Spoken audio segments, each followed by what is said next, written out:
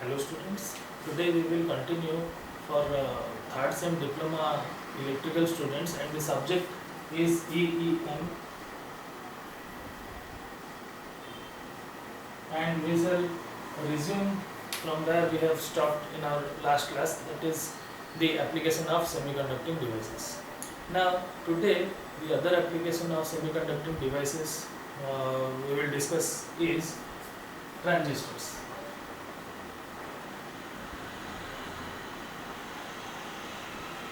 So students, transistors you have already in your previous semesters you know about transistors, that they are used for amplifying the signals.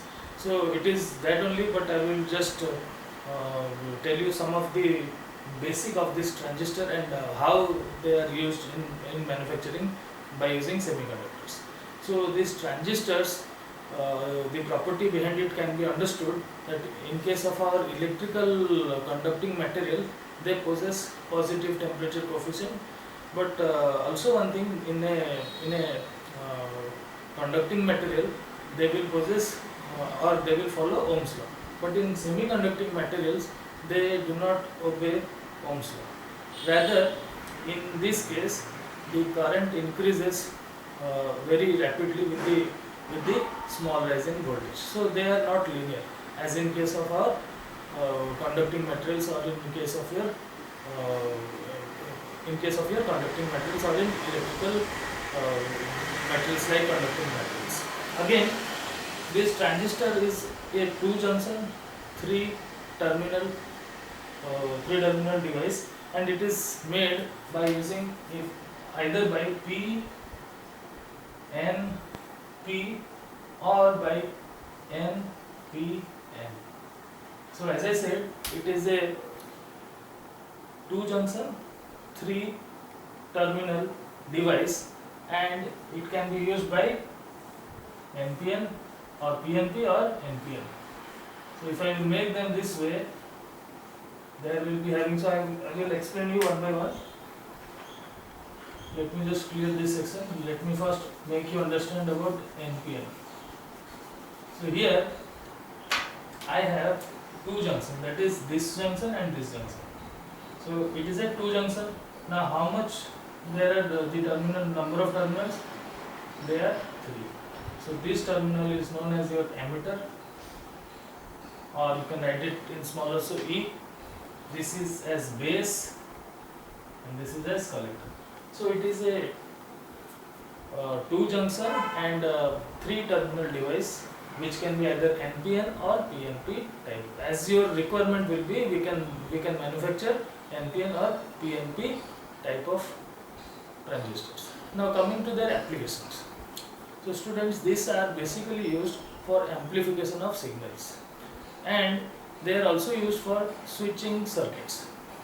So if they will be used for switching circuits and they will be used for amplifying, so these devices are very popularly used for this application which I have told you just now. Now again, after transistor we have Hall effect generators. So let me just clear this section, students.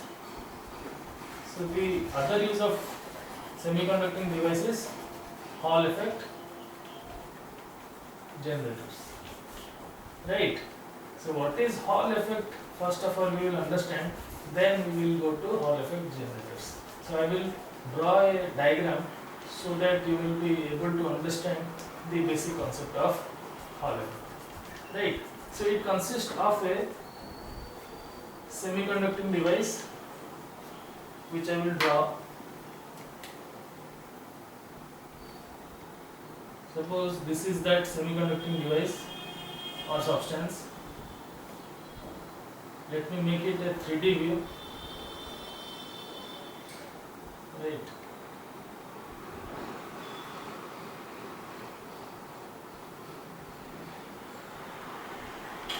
So it is a cube-like structure I have taken.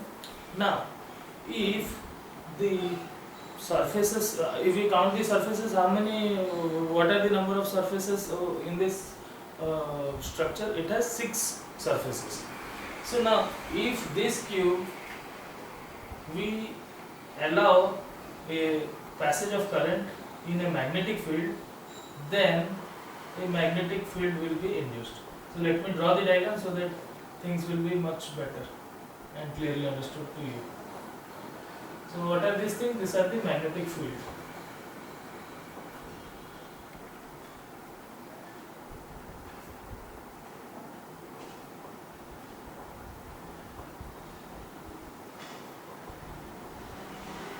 So students, let us assume it to be moving from left to right.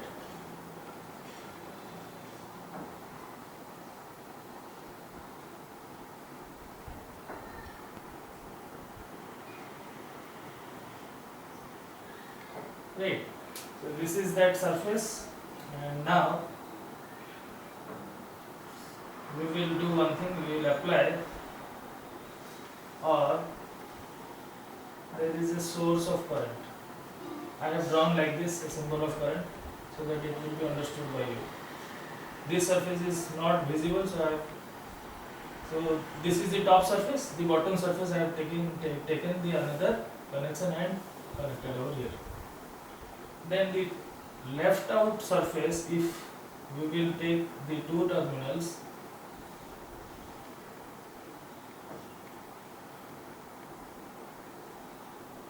then they will develop a potential. I have taken it as APH. Now let me make you understand with this with the help of this diagram. So in this diagram I have taken a semiconducting cube and I have allowed it to pass through some current, or a current source has been applied to the surfaces, opposite surfaces. So that which one is that surface? This top layer and the bottom layer. So they have been allowed to pass a few current, or the current which is required by you. You can increase also, you can decrease also according to your necessity.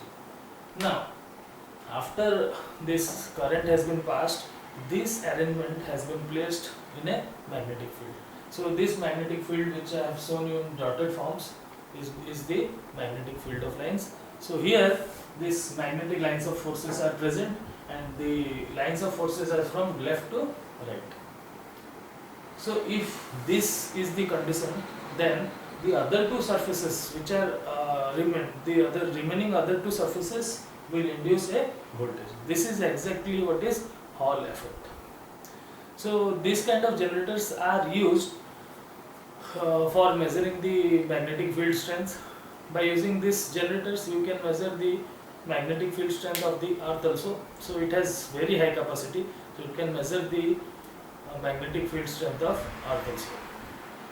The other thing associated with this type of generator is, this is proportional to, or the voltage which has been generated over here is proportional to the current which we have supplied, and is also proportional to your magnetic field strength. If higher is the current, this current I am talking about, and the field strength, the higher will be the voltage developed. Now, however, if you will increase any one of them, then also the voltage will increase, but it will depend upon the increase or the amount or the magnitude of this current and this magnitude of this, or the intensity of the magnetic field. So by increasing the current or by increasing the strength of the magnetic field, we can increase the developed EMF. So this is about Hall effect generators. So as I told you, it is used in magnetic field strength, measurement of magnetic field strength, and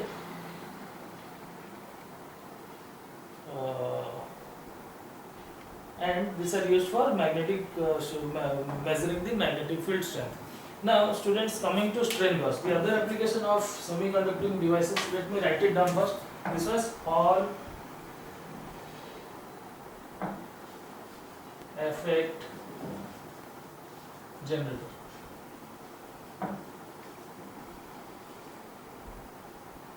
So better I should write it as generator, not S.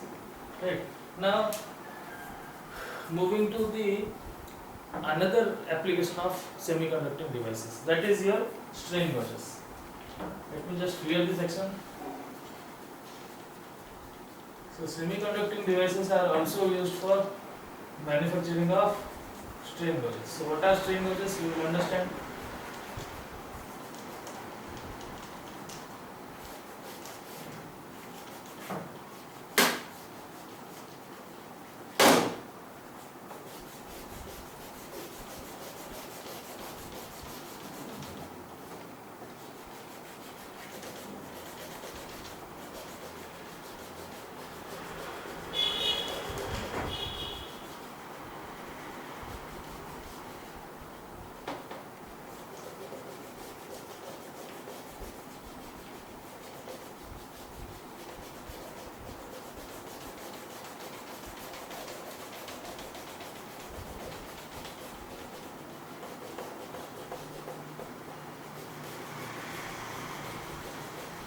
So students from the video classes, you just go through those videos and do join us in the Saturday doubt class at the time which I will share with you.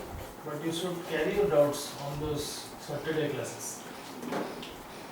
So now, moving to strain gauges.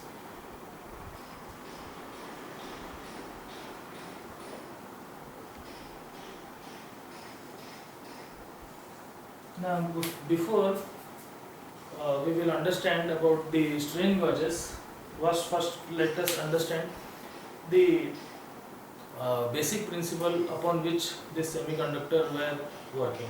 Like the heat effect was utilized, the light was also utilized, the voltage was also utilized, the electrostatic field or magnetic field was also utilized. So apart from this, there is also mechanical pressure or mechanical force by which we can also make this semiconductor to conduct. Now, so these are sensitive to heat, light, voltage and magnetic field, and are also sensitive to mechanical forces, which I have told you just now.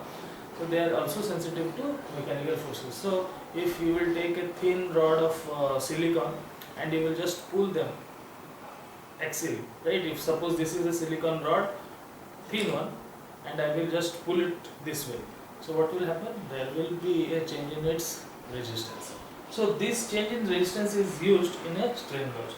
So if I will change or if I will pull, then there will be a increase in its resistance. So this effect is exactly used in case of your strain gauges. Now, what happens when we just pull this semiconductor thin rod or thin rod of a silicon semiconductor bar? So its temperature or its resistance is increased. So it is increased due to its forbidden gap is increased. As a result, the resistivity also is increased, thereby increasing its resistance. Now, its application. So what are the uses of its these strain gauges? Strain gauges are widely used in civil engineering department because they are employing strain gauges to measure the tensile strength of the materials, because the tensile strength before knowing the exact value of the tensile strength of any material, they will be using those materials. So it is widely used in civil engineering departments, and they also determine the change in length in a surface or a structure. So structure, what do you mean by these structures? Those bridges or any civil works, those things will require a strain gauge. But students, they also have some drawbacks. These strain gauges, they are very much sensitive to temperature. So if they are having temperature sensitivity and they will be exposed to the atmosphere, or they will be exposed to high temperature areas also. So how to combat them? So the process to combat them is by making those material with the help of thermistor. As we already know in our previous classes, by using thermistors, this effect will cancel out the effects which will be caused due to temperature. As a result, we will use these strain gauges efficiently without making any temperature errors. Now, the other use of your semiconducting devices are in solar powers. So let me just clear this one also. Solar power is a emerging technology which is still now in its initial stage and will also grow very rapidly. This solar powers. So students, this solar power, it is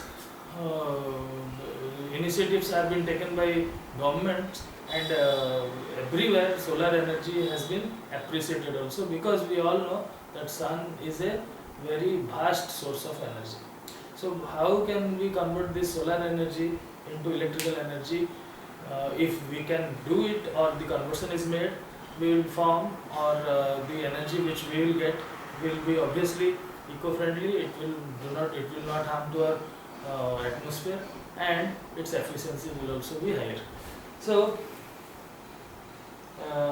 it basically works on the principle of photovoltaic effect. What is photovoltaic effect? When light falls on a semiconducting object, then a voltage is induced in the substance. So that effect can be utilized in a solar cells, or the material which will be used for solar purpose. So by using this, we are having varieties of application for solar powers. Well, what are the application of solar powers then? They are found application in your solar watches. You might be knowing that the watches which this we use are of solar cells. Also they are having some lithium cells also, but they work with both solar cell and the lithium cell. If there will be a if the lithium cell will do not work due to its energy will be lost, then the solar cell will work, right? There are also calculators which are operated by using the solar cell. The calculator which you use, those scientific calculators also work on the principle of solar cells. So other application of this solar cell are also in your spacecrafts. So in this spacecraft, the energy which they derive is directly from the sun. So this solar cell plays a wide role in space technologies also. So these are the things about solar cells and how they are formed. So actually this solar cell are formed by a p-type of material. So we already know what are p-type of material, n-type of material. So here also we have taken a p-type of material, and its thickness is of the order of few microns, right? So if it is of few microns, what we will do, we will diffuse the upper surface of the disc with a PN junction, right? So the upper surface will be diffused with a PN junction, and then it is enclosed, or it will be covered or enclosed by a glass container. And after enclosing it, what will happen? The top surface will be silicon greased, so as to the light which will fall on this material will not get reflected back. So if they will get reflected back, what will happen? The efficiency will be reduced, the amount of energy which we require, we cannot use it efficiently also. So we have to make this energy trapped, so that the energy can be utilized efficiently. Now when this light falls, the electron starts moving from the N plate to the P plate, and thereby the conduction starts. And also there is a rise in potential, or a potential is developed. As a result, when potential is developed, you will find that if the circuit is closed, then a current will also flow in this circuit. So by using these materials, we can use solar cell in rural areas also, where there is scarcity of this electric lines, or where still electric power is not available. So these are the things which we will find the application of solar cells. You can also increase the voltage of the solar cell by making arrangement in series or parallel according to your necessity. The amount of the voltage which you require can be added up, right? So as I told, it is used in your rural areas, like solar pumps. You know solar pumps? These pumps will collect water from the ground using the solar energy. So in remote areas you will find those kind of solar pumps, and the government is taking initiative so that this will be very efficiently used, and door to door they will be used, so that it will be encouraged by every consumer. Now, what are the merits of the semiconducting devices as for the use of electrical energy? It is very important one, and the last topic for this today's class, also to this semiconducting devices, this chapter. So what are its merits? Merits of semiconducting material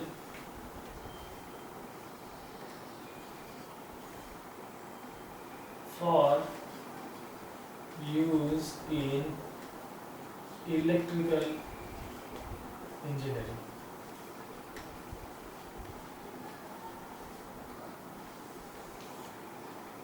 Right, students?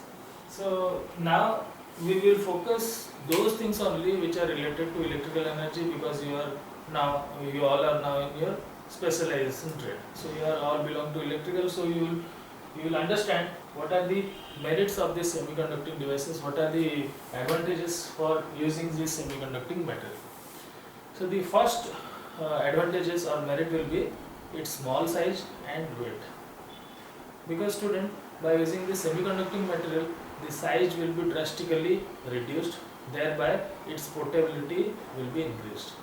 Earlier, the equipment which were used in case of your semiconducting devices were not available in electrical engineering. They made the equipment more bulkier, as a result, they were not portable also.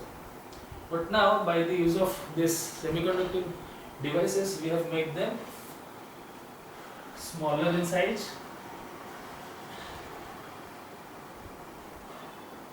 and weight. So their size is smaller as well as their weight is also reduced. Now what are the other things? When used as a rectifier, so already we know that the rectifier which were used before the invention of your silicon rectifiers or germanium rectifiers, these vacuum tubes or your electron tube rectifiers were used, right? And this electron tube rectifiers, we were using a heater. So why a heater was used? To emit the electron. Those things are in your vacuum tube rectifiers. So in this case, by using silicon devices, we do not need any heater. So by using semiconducting devices, we do not more require any heating source. Further, so let me write it also. No heating device is required. Right. The another point is that they consume less power. They will consume less power or more power? Obviously less power, because these are semiconducting devices which can be operated in few volts, few microvolts also they can work. So by using semiconducting devices, they consume less power. As a result, their efficiency is increased. So I have written in just short forms. You will just make a notes with the help of your that Dr. S.K. Bhattacharya book, and can elaborate these points also. You should not write this much only, you should elaborate a little bit more. Now what are the things apart from this? They have a long life, right? So point number 4 is life is longer. So higher I have indicated here with the help of a symbol, that their life is longer and they do not show any aging effect. No aging effect. What is aging effect, students? See, every it may be mechanical substance or it may be an electrical substance. If it undergoes any physical changes or any activities, it will undergo aging. Aging means due to the use or due to the time, its property will changes also. You can take the example of anything which is used by you for some, suppose it will be used by you in a brand new condition, it will work you perfectly without having any aging effect. But if that same thing will be used for many years, it will show aging effect. It will not show the readings which it was used or which it used to be so in your earlier or in it when it was new. So the aging effect is also not seen in case of our semiconducting devices, as well as the life is also very high. So it also operates at low voltage. The final point is operates at low voltage. So now students, with these advantages or merits, this makes or this encourages us to use semiconducting devices rather to use the traditional method by which those things were achieved. Look, if the size will be small, we will be attracted towards this. Why we will be attracted? Because it will be portable for us, the instrument will be highly portable, so we will make this kind of equipment more in our use. Now, no heating device is required. So, if it will have some heating requirement also, we will require a source, then we will go for higher power requirements also. So, those things will be a case of power loss also. So, we will not tolerate or we will not go for the earlier methods, rather we will go for semiconducting devices and we will use them. So the power consumed by this equipment is also less. As a result, efficiency was increased. The life is longer and is having no aging effect. So without having aging effect, it will also work for many years. So it is definitely a bonus for us.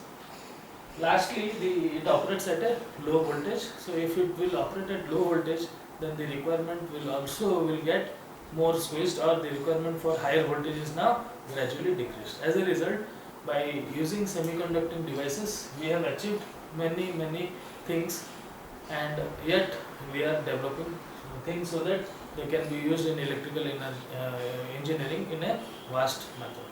So thank you students, and next class we will discuss about insulating materials. So we have concluded this chapter. This is semiconducting devices. So thank you for watching.